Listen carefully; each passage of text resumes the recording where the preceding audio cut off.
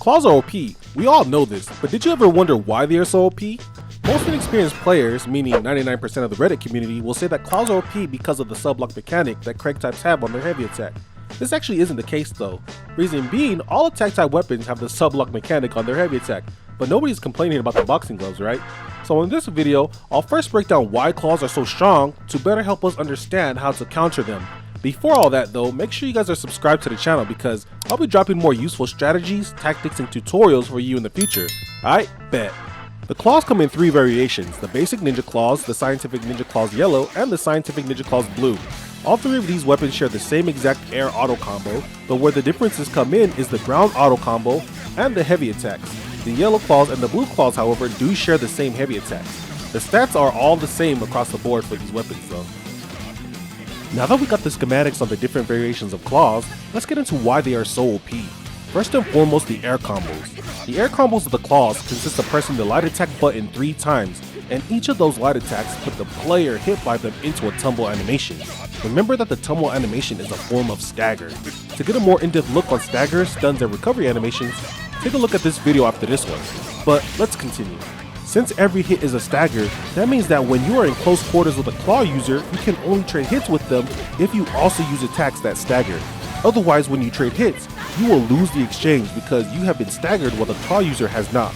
This is the reason why claws beat out every other Craig type weapon, because every other weapon has a staggering move on the third hit.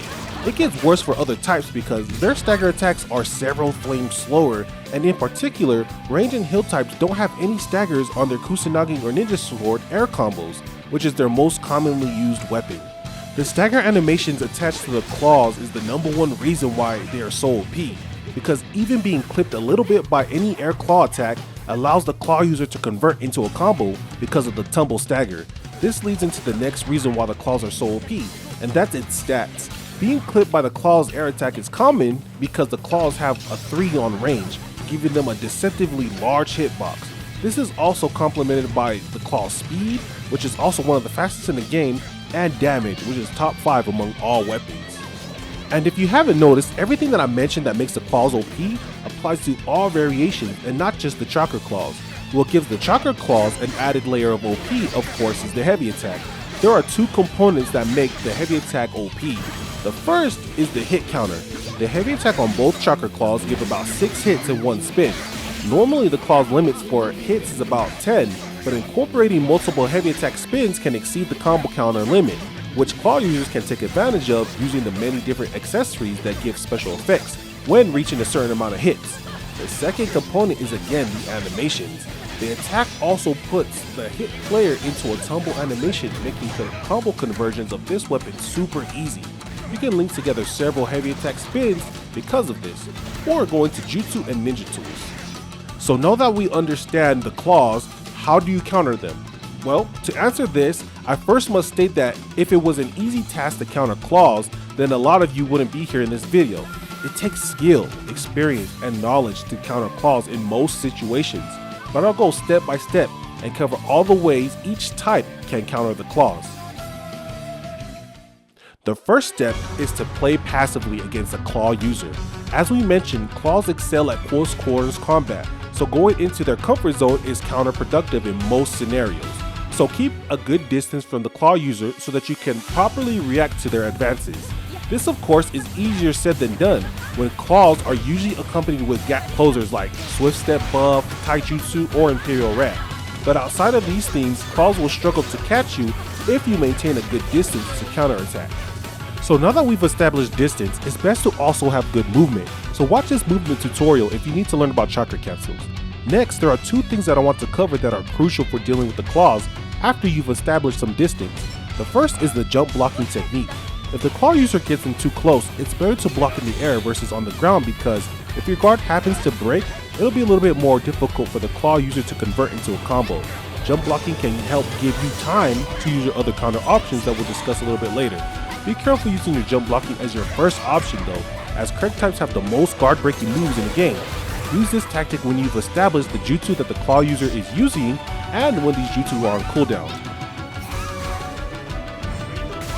The next key thing is to utilize your charge attack. This tactic applies to ranged, defense, and heal type weapons that have a charge attack stagger. If you properly gained enough distance and the claw user decides to charge you, you can counter with a charge attack of your own, as the claw user doesn't get a stagger off the charge attack unless you are grounded. So countering with your own charge attack airborne can turn the tables on the claw user. Note that your charge attack is slower than the claw's attack, so if you're not properly spaced when countering, the claw user might go into their air combo and punch you out of your charge.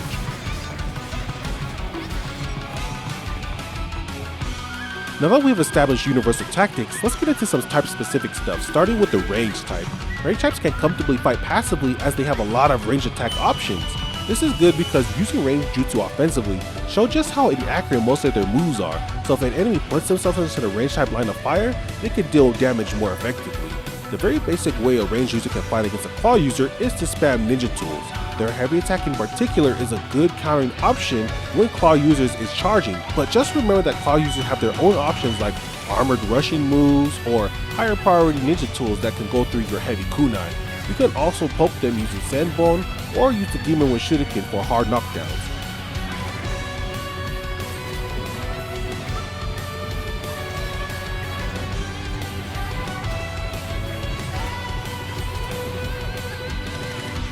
Your tags can also be a sneaky way to counter them, but just remember that they have a lot of guard breaking moves, so avoid just sitting on your tags and blocking. Instead, you can cover this with Kamui Bond or hiding in Ash, but remember to be sneaky about it, which means you gotta make the proper reads when using tags. Next, the best jutsu for you to deal with claw users on range type is any of these on screen. Like the range type, defense type will use their heavy attacks to counter a rushing claw user.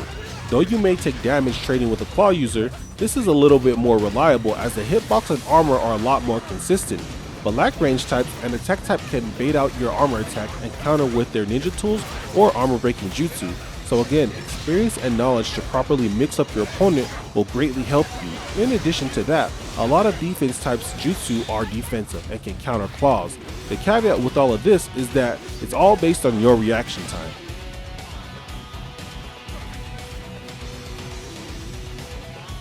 Heal types have the most difficult time countering claws because they lack a natural counter on most of their weapons, and in a lot of cases not running proper countering moves to support teammates. With that said, there are a few options. The first is to have any of these weapons because the heavy attack is one of the fastest normals in the game. Again, remember that while you can beat claw normals with this move, the claw user can get around this with jutsu. Next, here are some moves that you can do to get a claw user off you and some examples.